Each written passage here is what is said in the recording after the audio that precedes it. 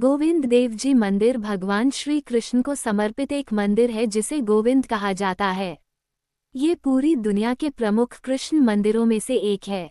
जयपुर में स्थित इस मंदिर में दुनिया भर से श्रद्धालु दर्शन करने आते हैं। आइए जानते हैं गोविंद देव जी के इतिहास के बारे में।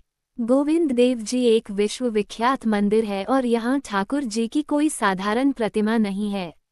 इस प्रतिमा को स्वयं भगवान श्री कृष्ण के पपौत्र वज्रनाभ जी ने बनवाई थी। वज्रनाभ जी अनिरुद्ध के पुत्र थे। पूरे देश भर से लोग इस मंदिर में गोविंद जी के दर्शन करने आते हैं। कृष्ण जन्माष्टमी पर इस मंदिर में श्रद्धालुओं का तांता लगा रहता है। जयपुर स्थित इस प्रसिद्ध मंदिर की खासियत है कि इस मंदिर में कोई शिखर नहीं है। बिना शिखर वाला इस मंदिर को माना जाता है। वज्रनाभ जी ने अपनी दादी से पूछा कि श्री कृष्ण कैसे लगते थे और फिर दादी के कहे अनुसार उस शिला से जिस शिला से कंस ने उनके 7 भाइयों का वध किया था उस शिला से निर्माण किया। आइए इस मंदिर के पूर्ण इतिहास के बारे में जानते हैं। श्री कृष्ण के पपौत्र वज्रनाभ को दादी जैसे जैसे बताती गई वैसे वैसे वो प्रतिमा को आकार देते गए। जब पहली प्रतिमा बनाई तो उसके पैर तो वैसे ही बन गए, बाकी स्वरूप वैसा नहीं था। जिसके बाद उन्होंने दूसरी प्रतिमा बनाई।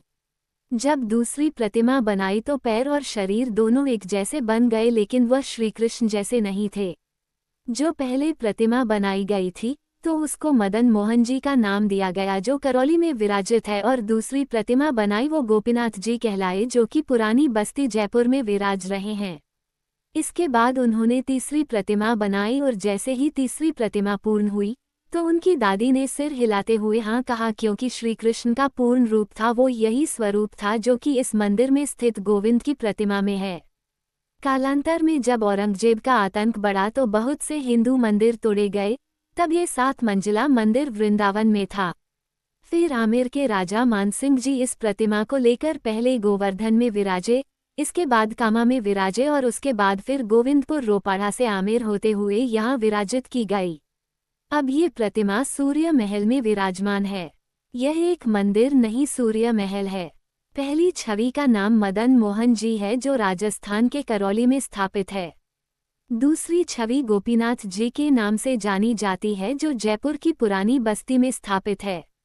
तीसरी दिव्य छवि है गोविंद देव जी की।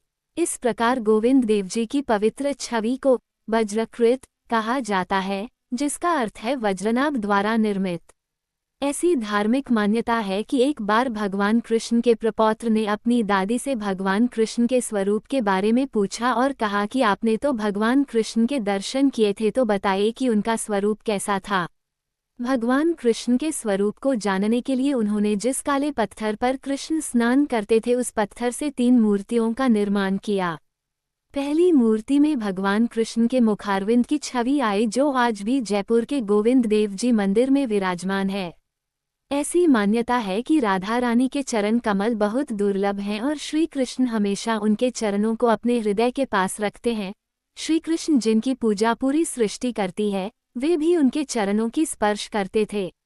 राधा देवी के चरण बहुत दुर्लभ हैं और कोई भी व्यक्ति उनके चरणों को इतनी आसानी से प्राप्त नहीं कर सकता है, इसलिए उनके पैर हमेशा ढके रहते हैं।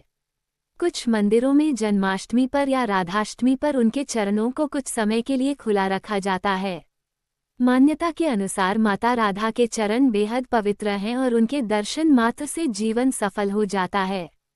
भगवान कृष्ण ने स्वयं कहा है कि उन्हें स्वयं राधा रानी के चरण कमलों के दर्शन करने का सौभाग्य नहीं मिलता था, इसलिए उनके चरण हमेशा ढके रहते हैं। राधे राधे। उम्मीद है कि आपको जानकारी पसंद आई होगी। वीडियो अच्छी लगी तो वीडियो को लाइक करें और चैनल पर पहली बार आते हैं तो सब्सक्राइब करना ना भूलें। धन्यवाद।